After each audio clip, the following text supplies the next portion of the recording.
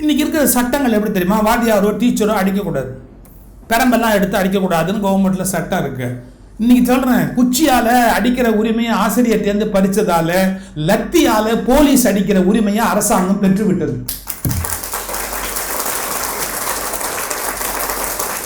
குச்சியால ஆசிரியர் அடிக்கிற உரிமையை பறித்து விட்டதால் லத்தியால போலீஸ் அடிக்க வேண்டிய உரிமையை அரசாங்கம் பெற்றுக்கொண்டு விட்டது. தேவையா இது? ஆசிரியர் அப்படி அடிச்சிருவார், ஒரே அடியா குழந்தைகளை அடிக்கிற மாதிரி மிரட்டுவார். என்னுடைய சாந்தோமை ஸ்கூல்ல ஆன்சலம்னு ஒரு பிரதர் இருந்தார், அங்கி போட்டுப்பார், கிறிஸ்டியன் ஃபாதர். இப்படியே தான் ஒரு குச்சி வச்சிருப்பார். எப்போதும் பட்டு அந்த குச்சி அப்படியே எடுத்துருவார், அவ்வளோதான். நான் தப்புன்னு தெரிஞ்சா அடி உடனே. ஆனால் ஸ்டில் அவர் இறந்து போயிட்டார். இப்போ அவர் சாகர வரைக்கும் எவ்ரி இயர் எனக்கு பர்த்டே கிரீட்டிங்ஸ் அனுப்புவார், எங்கே இருந்தாலும் ஃபோன் பண்ணி பேசுவார். அவர் காட்டின அன்பு மாதிரி இன்னொருத்தர் அன்பு காட்ட முடியாது, அவ்வளோ மரியாதை வச்சிருந்தார். அவர் பிற்காலத்தில் அவ்வளோ மரியாதையும் அன்பு என்கிட்ட காட்டியிருக்கிறார். ஆனால் அந்த குச்சி இல்லாமல் நான் அவரை பார்த்ததே இல்லை. எதுக்கு சொல்ல வரேன்? அவங்க அடிக்கிறது அடிப்பே அல்ல, அதில் வந்து அவ்வளவு நியாயம் இருக்கும். ஸோ உங்கள் டீச்சரோ இல்லை உங்கள் ஆசிரியரோ கொஞ்சம் கடுமையாக ஏதாவது சொல்லிட்டா நீங்கள்லாம் உடனே வாடி போயிடக்கூடாது.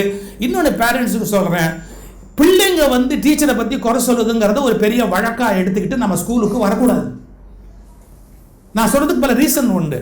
ஏன்னா சில நேரங்களில் ஆசிரியர்களும் மனிதர்கள் தான், அவங்களுக்கு கொஞ்சம் கோபதாபங்கள் இருக்கும், ஏதோ ஒரு சொல்லிவிடுவாங்க. அதெல்லாம் ஒரு பெரிய இஷ்யூவாக நம்ம ஆக்க வேண்டிய அவசியம் கிடையாது. தனியாக வந்து பேசலாம், அவங்களோட பேசிட்டு போகலாம். ரைட், ஓகே, இந்த மாதிரி பார்த்துங்க, அது உங்கள் குழந்தை பார்த்துங்க. அவங்க அதுக்குரிய அன்பை காட்ட போகிறாங்க. ஆசிரியர்கள் இல்லைன்னு சொன்னால் நம்ம டெவலப் ஆக முடியுமா? இன்றைக்கி நான் மேடையில் பேசுகிறேன், உலக நாடுகள் முழுக்க நான் பறக்கிறேன். ஒரே காரணம் என்ன? நான் இதே 6th ஸ்டாண்டர்ட் சாந்தோமை ஸ்கூல் உள்ளே போகிற போது சிதம்பரம் சுவாமிநாதன் என்னுடைய வாத்தியார் உட்கார்ந்து பாடம் நடத்தினார். ஆனால் அவர் நடத்துகிற பாடத்தை கேட்டேன். தமிழ்னா இவ்வளோ அழகான மொழியானு கண்டுபிடிச்சேன். 6ஆம் வகுப்பில் எனக்கு தமிழ் எடுத்த ஆசிரியர் தான் உலக புகழ்பெற்ற பேச்சாளனாக என்னை உருவாக்கி இன்றைக்கு உலாவிட்டிருக்கிறார். This is important. இந்த ஸ்டேஜ் எவ்வளோ இம்பார்ட்டன்ட். நான் 6th படிக்கும்போது எனக்கு வந்த கம்பராமாயண பாடல், தண்டலை மயில்களாட தாமரை விளக்கம் தாங்க கொண்டல்கள் முழவின் ஏங்க குவளை கண் விழித்து நோக்க தெண்டிரை எழுநி காட்ட தேம்பிழி மகரையாழின் வண்டுகள் இனிது பாட மருதம் வீற்றிருக்கு மாதோங்கிற பாட்டு தான் முதல் நாள் அவர் எங்களுக்கு நடத்தினார். நான் 6th ஸ்டாண்டர்ட் படிக்கும்போது மனப்பாட பகுதியில் எங்களுக்கு அது பாடல் தமிழில். அவர் அந்த பாட்டை நடத்தும் போதே அப்படியே கேட்டுக்கிட்டே வீட்டுக்கு வந்தேன். இன்னைக்கு அந்த பாட்டை மனப்பாடம் பண்ணணும்னு நான் மனப்பாடம் பண்ணேன். கம்பராமாயணத்து மேலே எனக்கு ஒரு ஈடுபாடு பிறந்தது. யார்? என்னுடைய தமிழ் ஆசிரியர் காரணம். 6th ஸ்டாண்டர்ட் தான் அந்த காலகட்டத்தில். So it is a very important stage. அதனால் நீங்கள் அந்த ஆசிரியர் சொல்லிக் கொடுக்குறத ரசித்து கேட்கணும், அவங்களை சிரமப்படுத்தாதபடி இருக்கணும். இன்னொருத்தர் நம்மளுக்கு வந்து புத்தி சொல்லவே கூடாது. நாமளே நம்மளை எல்லா வகையிலையும் சரியாக கொண்டு போகிறதுக்குரிய வழிமுறைகளை வகுத்து கொள்ளணும்.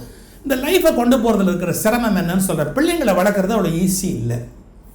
ஏன் அவ்வளோ ஈஸி இல்லைன்னா, அவங்க குழந்தைத்தன்மை கெட்டு போகக்கூடாது, அவங்க காயப்படக்கூடாது, அவங்க மன சந்தோஷம் போகக்கூடாது. ஆனால் அவங்கள டிசிப்ளின்டாக வளர்க்கணும். இது எப்படி முடியும் அப்படின்னா, நீங்கள் சுரக்காய் பார்த்துருக்கீங்களா? சுரக்காய் அப்படி வரும், ஒரு குடும்பம் மாதிரி வரும். இப்போ சுரக்காயை சதுரமாக கொண்டு வந்துட்டாங்க தெரியுமா? வாட்டர்மெலான் சதுரமாக கொண்டாந்துட்டாங்க தெரியுமா? வாட்டர்மெலான் எப்படி இருக்கும்? இப்படி இருக்கும். வாட்டர்மெலான் சதுரமாக கொண்டாந்துட்டாங்க. ஏன் சதுரமாக கொண்டாந்துட்டாங்க? பேக்கிங்கில் வந்து வெளிநாட்டுக்கு எக்ஸ்போர்ட் பண்ணும்போது அதனுடைய ஷேப்பில் இருந்தால் ஸ்பேஸ் வேஸ்ட் ஆகும். கவனிச்சிக்கிங்களா?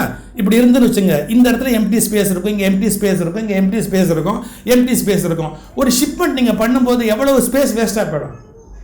அதுக்கு என்ன பண்ணால் ஸ்கொயராக வாட்டர்மெலான் இருந்ததுன்னு வச்சுக்கோங்களேன், ஒன்று மேலே ஒன்று ஈஸியாக அடுக்கிக்கிட்டே போனால் ஒரு ஷிப்பில் அனுப்பும்போது 500 வாட்டர்மெலான் அனுப்புகிற இடத்துல 600 வாட்டர்மெலான் அனுப்பலாம். எக்கானமி இல்லையா? அப்போ வாட்டர்மெலானுடைய ஷேப்பை மாற்றிட்டாங்க. எப்படி மாற்றினாங்க?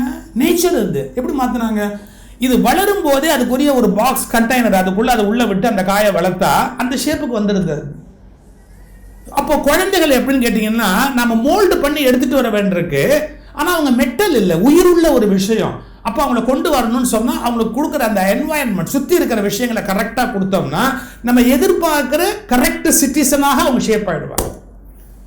அப்போ அதுக்கு பேரண்ட்ஸு, டீச்சர்ஸு, சொசைட்டி எல்லாமே கஷ்டப்பட வேண்டியிருக்கும். கொஞ்சம் கூடுதலான அக்கறை எடுத்துக்க வேண்டியிருக்கும். இப்போ நீங்கள் காதை மூடிக்கணும். பேரண்ட்ஸுக்கு ஒரு ரிக்வஸ்ட்டு, குழந்தைங்க முன்னாடி சண்டை போடாதீங்க. குழந்தைங்க முன்னாடி சண்டை போடாதீங்க. ஹஸ்பண்ட் ஒய்ஃப்னு சொன்னால் 1000 வேற்றுமை இருக்கும். குழந்தைங்களுக்கு முன்னாடி சண்டை போடாதீங்க. சண்டை போடணும்னா ரூம்குள்ளே போய் கதவை சாத்திக்கிட்டு சண்டை போடுங்க. நீங்கள் சண்டை போடுற விஷயம் குழந்தைங்களுக்கு தெரியவே கூடாது. ஆன் எனி அக்கௌண்ட் தெரியக்கூடாது. உங்கள் 2 பேருக்குள்ள டிஃபரன்ஸ் ஆஃப் ஒப்பீனியன் இருக்குது அப்படிங்கிற விஷயம் குழந்தைங்களுக்கு தெரியவே கூடாது. It is very important. ஏன் தெரியுங்களா? இவன் எடுத்துங்க. ஏன் சொல்கிறேன் தெரியுமா? என்ன காது 3 நாப்பில் ஒட்டு கேட்காமையா இருந்தீங்க? உங்களை தாண்டி இருக்கிற அவங்களுக்கு கேட்க முடியாது. நான் பேசும்போது உங்களுக்கு கேட்காம போயிருக்கோம். சும்மா ஒரு மரியாதை தான். நான் இப்போ சொல்லட்டுமா? இன்செக்யூர்டாக குழந்தைகள் ஃபீல் பண்ண ஆரம்பிப்பாங்க. எப்போ பேரண்ட்ஸ் தங்களுக்குள்ள டிஃபரன்ஸ் ஒப்பீனியன் ஓப்பனாக எக்ஸிபிட் பண்ணுறாங்களோ அந்த வீட்டில் குழந்தைங்க இன்செக்யூர்டாக ஃபீல் பண்ணுவாங்க. இன்செக்யூர்டாக ஃபீல் பண்ணுறவங்க வயலன்ஸில் இறங்குவாங்க. Reason for violence, student psychology, children psychology படித்த ஆசிரியர்கிட்ட போய் கேளுங்க. வயலன்ஸ் வந்து குழந்தைகிட்டேருந்து ஏன் புறப்படுது அப்படின்னு கேட்டால், whenever they feel insecure அவங்க என்ன பண்ணுவாங்க? அவங்களுடைய ஆக்டிவிட்டி அப்படி தான் இருக்கும். இப்போ பாம்பு திடீர்னு கொத்துது. ஏன் கொத்துது? அதுக்கிட்ட விஷம் இருக்குது, வாங்கிட்டு போனால் கொடுக்குது. என்கிட்ட ஒரு ரவுண்ட்ஸ் விஷம் வீணா போகுது, சும்மா வச்சுக்கோ அப்படி கொடுக்குறதுக்காக கொடுக்குது? இல்லை. தன்னை இவன் அடிச்சிருவான், தன்னை ஏதோ ஒன்று அது இப்படி வரும், தன்னை இவன் ஏதோ பண்ணிடுவான்ற பயம் வந்தோடனே அப்படி பட்சம் அப்படியே போட்டுரும். எல்லா மிருகங்களுமே வயலன்ஸில் ஈடுபடுறதுக்கான காரணமே என்னன்னா ஃபியர். ஃபியர் தான் ரீசன் சைக்காலஜியில். அப்போ பயம் வந்துருச்சு குழந்தைங்களுக்கு. We are insecured. அப்பா அம்மா 2 பேருமே ஒரு நம்மளோட இல்லை அப்படிங்கிற அந்த ஃபியர் குழந்தைங்களுக்கு வந்துடுதுன்னா, whenever they feel insecure அவங்களுடைய வளர்ச்சி சரியா இருக்காது. இன்னொன்று நான் ஓப்பனாக பேச முடியாது. இப்போ பெட்டில் யூரின் போகிற குழந்தைகளை பற்றி பின்னாடி டாக்டர்ஸ்ட்டை கூப்பிட்டு போவாங்க. மெயின் ரீசனே சைக்காலஜியில் சொல்கிறேன் இதுதான். This is the reason. Parents நமக்கு சரியாக இல்லை அப்படின்ற இன்செக்யூரிட்டி குழந்தைங்களுக்கு இருந்தால் அது தான ஆட்டோமேட்டிக்காக நடக்கும். ஸோ நம்ம எவ்வளோ கேர்ஃபுல்லாக நம்முடைய குழந்தைகளை உருவாக்கணும். நம்ம கருத்து வேறுபாடு வராமல் இருக்க முடியாது. ஹஸ்பண்ட் ஒய்ஃப்னா டெஃபினட்டாக வரும். பட் கதவை சாத்திட்டு உள்ளுக்குள்ளே என்ன பேசணுமோ சத்தம் குரலை வஸ்தாமல் என்ன பேசணுமோ பேசி முடிச்சுக்கணும். இந்த மெச்சூரிட்டி பேரண்ட்ஸுக்கு. நல்ல வேளை நீங்களே எனக்கு சிக்குனீங்க, இன்றைக்கி வந்து சிக்குனீங்க. ரைட். அப்புறம் நம்ம பிள்ளைகளை வளர்க்குற போது எப்படி தெரியுங்களா, நம்ம பிள்ளைங்க ரொம்ப அறிவாளியாக இருக்கணும் அப்படின்னு நினைப்போம். இந்த எண்ணம் இல்லாத பேரண்ட்ஸ் கிடையாது. நம்ம பிள்ளைங்க ரொம்ப அறிவாளியாக இருக்கணும். மன்னிச்சுக்கோங்க, எல்லாருக்கும் அறிவாளியாக இருக்கணும், நம்மகிட்ட மட்டும் குழந்தையாகவே இருக்கணும். Is it practically possible? எப்போ என் குழந்தை 10 பேருக்கு முதல்ல அறிவாளியாக இருக்கும், அப்போ என்கிட்ட அறிவாளியாக தானே இருக்கும். அது எப்படி என்கிட்ட மட்டும் குழந்தையாக இருக்கும்? அப்பா அம்மாவுடைய ஆட்டிடியூட், எஸ்பெஷலி அம்மாவுடைய ஆட்டிடியூட் எப்படின்னா, எல்லார் மத்தியிலையும் பெரிய ஆளாக இருக்கணும் என் பிள்ளை, என்கிட்ட மட்டும் சின்ன குழந்தையாகவே இருக்கணும் அப்படின்னு. ஆனால் இப்போ நான் உங்களுக்கு வேற சொல்ல போகிறேன். அவங்க எதிர்பார்ப்பு சரியான அவங்கள கேள்வி கேட்டுட்டேன். அவங்க திங்க் பண்ணணும். அதை பற்றி அவங்க தான் அனலைஸ் பண்ணணும். பேரண்ட்ஸ் நான் எப்பாவது தனியாக அட்ரஸ் பண்ணால் அதை விலைக்கு சொல்வேன். ஆனால் இப்போ உங்களுக்கு ஒன்று சொல்ல போகிறேன். நீ இரும்பு பீஸ் எடுத்து தண்ணிக்குள்ளே போட்டால் முங்கிருமா முங்காத? இரும்பு கப்பல் எல்லாம் இரும்பு தான் பண்ணுறான், அது ஏன் மூழ்கலை? so many reasons. நீங்கள் எனக்கு ரீசன்லாம் இப்போ சொல்ல வேண்டிய அவசியம் இல்லை. நான் ஒன்றும் 5 மார்க் போட போகிறது இல்லை. But you know something. கப்பல் வந்து இரும்பில் தான் தயாராகிருக்கு. ஆனால் இரும்பில் இருக்கிற எந்த பொருள் தண்ணிக்குள்ளே போட்டாலும் உள்ளே போயிடும். ஆனால் கப்பல் மட்டும் தண்ணிக்குள்ளே போகாமே மிதந்துக்கிட்டே இருக்குது. There is a reason for it. அது என்ன, அது அந்த வெயிட்டில் என்ன, அது வாட்டர் ரிலீஸ் பண்ணுற இது என்ன, அதெல்லாம் தனி கணக்கு இருக்குது. சப்மரீன் மட்டும் எப்படி உள்ளே போகுது, அது உள்ளே போகும்போது எப்படி வெயிட்டை ஏற்றிக்குது, அது ஒரு பெரிய விஷயம், சயின்ஸ். அதை பற்றி நான் இப்போ பேச வரல.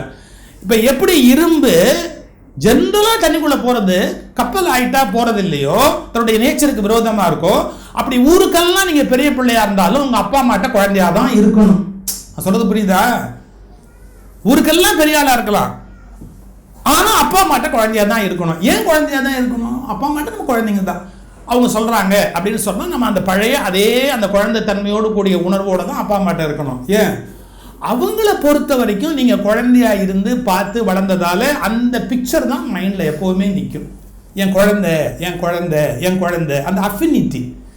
அதனால் சில சமயத்தில் உங்கள் ஏஜுக்கும் ஸ்டேஜுக்கும் கரெக்டாக உங்கள் ஏஜுக்கும் ஸ்டேஜுக்கும் தகுந்த மாதிரி பேரண்ட்ஸ் நடத்த மாட்டாங்க. சின்ன குழந்தை மாதிரி நடத்துவாங்க. நான் தான் வளர்ந்துட்டேன்னு. அதெல்லாம் நீங்கள் என்றைக்கு இருந்தாலும் குழந்தை தான். ஒரு பழமொழி இருக்குது, கேட்டிருக்கியா? தில்லிக்கு ராஜானாலும் தல்லிக்கு பிட்டை. தெலுங்குல ஒரு பழமொழி, தில்லிக்கு ராஜானாலும் தல்லிக்கு பிட்டை அப்படின்னா.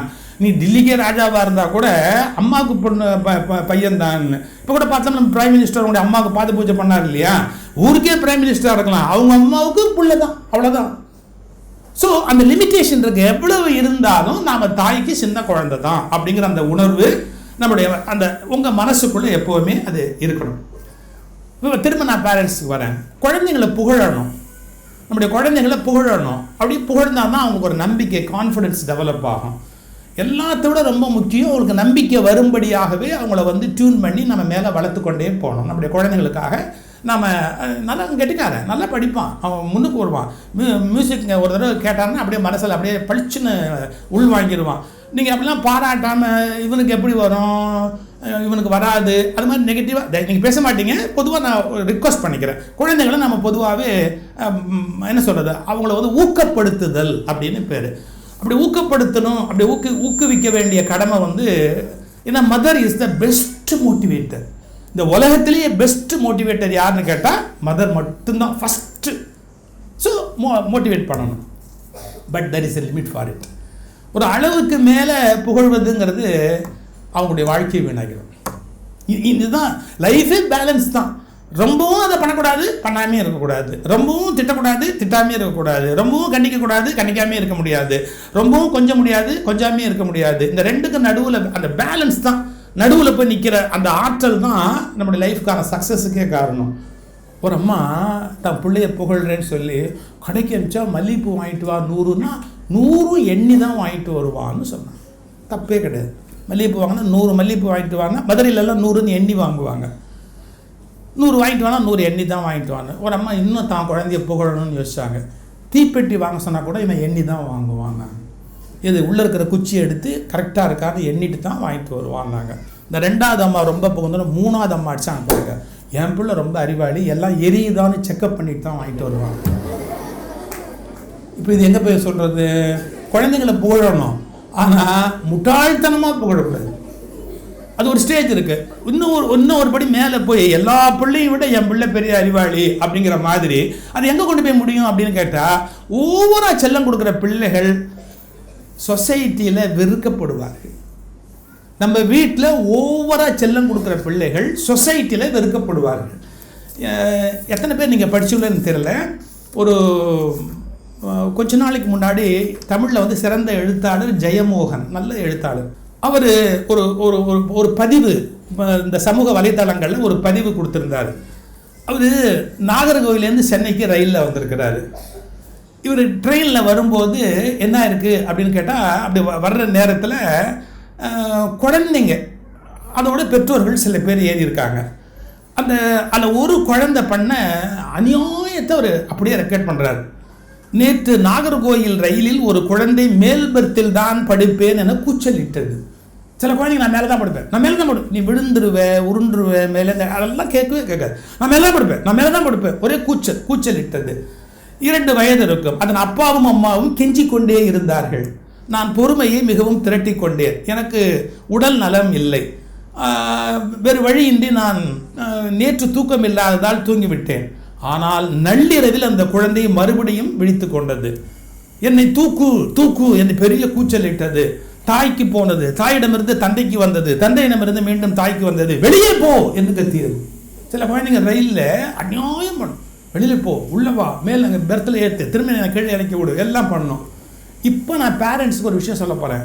உங்களுக்கு வேண்டுமானால் உங்கள் குழந்தை பொக்கிஷமாக இருக்கலாம். அந்த ரயிலில் பயணம் செய்கிற மற்ற அத்தனை பேருக்கும் நீங்கள் சக பயணி மட்டுமே. அந்த குழந்தை ஒன்றும் விலை மதிப்பற்ற பொக்கிஷம் இல்லை.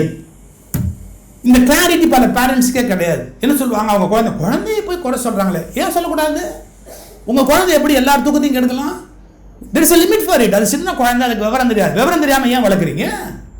நம்ம குழந்தைங்களை கூட்டிகிட்டு போகும்போது இந்த ரயிலில் போகிறோம், 10 பேருக்கு மத்தியில் போகிறோம், 10 பேர் தூக்கத்தை நமக்கு எடுக்கக்கூடாது. எஜுகேட் பண்ணுறதுக்கு ஒரு ஏஜ் இருக்குது. அதாவது புரிந்து கொள்ளுகிற சக்தி இல்லாத 6 மாதத்து குழந்தை, 8 மாதத்து குழந்தை அப்படின்னா அது கொஸ்டின் கிடையாது. புரிந்து கொள்ளுகிற சக்தி வந்து விட்ட குழந்தை, எனக்கு இது வேணும் அது வேண்டான்னு கேட்கக்கூடிய கெப்பாசிட்டி வந்த குழந்தை, அதுக்கு வந்து கற்றுக்கணும். இந்த விஷயத்தில் வெஸ்டர்னஸோடு நம்ம கற்றுக்கணும். ஹோட்டலுக்கு வருவாங்க, அந்த குழந்தைக்கு அங்கே அப்படி சேரை போட்டு அப்படி உட்காந்து வைப்பாங்க. அது உட்காரணும். உட்காந்ததுக்கப்புறம் அப்பா அம்மாலாம் சாப்பிடுவாங்க, பேசாமல் பார்த்துக்கிட்டே இருக்கும். அது சாப்பிடக்கூடிய ஐட்டம் இங்கே இவங்க சாப்பிட்றதெல்லாம் சாப்பிடுவாங்க. அப்புறம் அது சாப்பிடக்கூடிய ஐட்டம் வந்து அது அந்த குழந்தை சாப்பிட்றதா இருந்தால் சாப்பிட்லாம். 10 பேருக்கு மத்தியில் அந்த குழந்தை தன்னுடைய ரைட்ஸை கிளைம் பண்ணவே முடியாது. ஏன் தெரியுங்களா? சொசைட்டிக்கு நம்ம கட்டுப்பட்டவங்கிற எண்ணத்தை குழந்தைக்கு உண்டு பண்ணணும். நம்ம குழந்தை நமக்கு பெரிய விலை மதிப்பற்ற பொக்கிஷமாக இருக்கலாம், ஆனால் சொசைட்டிக்கு அது கட்டுப்பட்டது.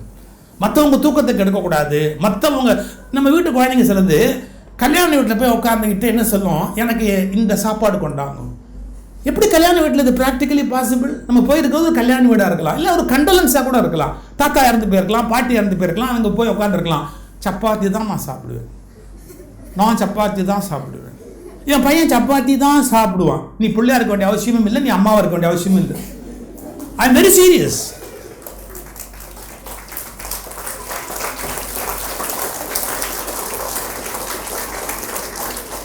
சாரி, நீங்கள் தெரிஞ்சு தட்டிங்களா தெரியாமல் தட்டிங்களா தெரியாது, சிக்கிட்டீங்க. இப்போ இது நீங்கள் ஒத்துக்கிட்டீங்கன்னு அர்த்தம். புரியுதா?